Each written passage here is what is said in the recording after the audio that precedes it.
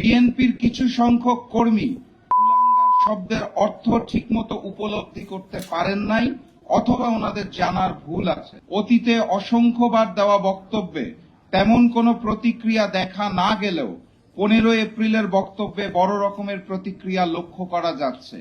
অতীতের আমার বক্তব্যের সাথে 15 এপ্রিলের বক্তব্যের পার্থক্য অথবা নতুনত্ব একটি মাত্র শব্দ, সেই শব্দটি হচ্ছে আমার ব্যক্তিগত ধারণা বিএনপির কিছু সংখ্যক কর্মী কুলাঙ্গার শব্দের অর্থ ঠিকমতো উপলব্ধি করতে পারেন নাই অথবা ওনাদের জানার ভুল আছে। আমি তাদেরকে বিনয়ের সাথে বলতে চাই, কুলাঙ্গার শব্দের অর্থ কুল যোগ অঙ্গার। কুল অর্থ বংশ, অঙ্গার অর্থ কলঙ্ক, অর্থাৎ বংশের কলঙ্ক। এমন ব্যক্তি যার কুকর্মের ফলে তার বংশ কলঙ্কিত অথবা অপমানিত হয়। সম্ভবত শব্দের অর্থ না বুঝার কারণে বিএনপির কিছু কর্মীদের মাঝে এত উত্তেজনা সৃষ্টি হয়েছে। কারণ এই বক্তব্যটা আমি দীর্ঘদিন ধরেই দিয়ে আসছি। এই একটি শব্দের কারণে আমার বক্তব্যের অর্থ পরিবর্তন হয় নাই।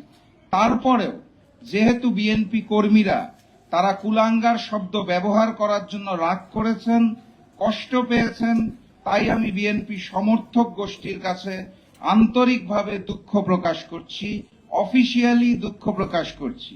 ভবিষ্যতে আর শব্দটি ব্যবহার করব না বলে আজকের এই সংবাদ সম্মেলনের মাধ্যমে কথা দিচ্ছি, ঘোষণা দিচ্ছি। কিন্তু অতীত থেকে ব্যবহার করে আসা আমার বক্তব্য কিন্তু একই রয়ে গেছে। আমি এই শব্দটা যেহেতু আপনারা মন খারাপ করছেন আর ব্যবহার করব না। আমি মনে প্রাণে বিশ্বাস করি তারেক রহমানের নেতৃত্বাধীন বিএনপি শহীদ প্রেসিডেন্ট জিয়াউর রহমান ও দেশনেত্রী বেগম খালেদা জিয়ার আদর্শের বিএনপি নয়, যেটা তিনি নির্বাচনের পরে জুলাইয়ের সাথে বেইমানি করে দেশের 70% মানুষের গণভোটের হার সাথে বেইমানি করে অলরেডি প্রমাণ করেছে।